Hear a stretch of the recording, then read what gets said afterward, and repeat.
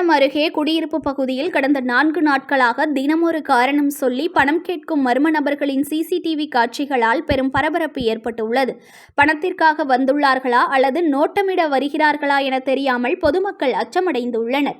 சென்னை செங்குன்றம் அடுத்த அழிஞ்சிவாக்கம் பகுதியில் அமைந்துள்ள ஸ்ரீ செல்வ விநாயகர் குடியிருப்பு பகுதியில் கடந்த 4 நாட்களாக மர்ம நபர்கள் ஒவ்வொரு வீடாக சென்று தினமொரு காரணம் சொல்லி பணம் கேட்டு வருகின்றனர். அதன் சிசிடிவி காட்சிகள் வெளியாகி அதிர்ச்சியை ஏற்படுத்தியுள்ளது. நான் அருகே தான் கூலி வேலை செய்து வருகிறேன். எனது குழந்தைகளுக்கு அடிபட்டு விட்டது. தனது தாய் தந்தை உடல்நிலை சரியில்லை.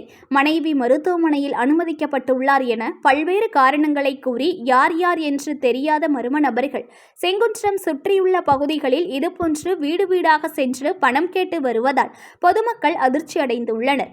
மேலும் இவர்கள் மதுபோதைக்கு பணத்திற்காக வருகிறார்களா அல்லது வீட்டில் யார் உள்ளனர் என நோட்டமிட வருகிறார்களா என புரியாமல் பொதுமக்கள் திணறி வருகின்றனர்.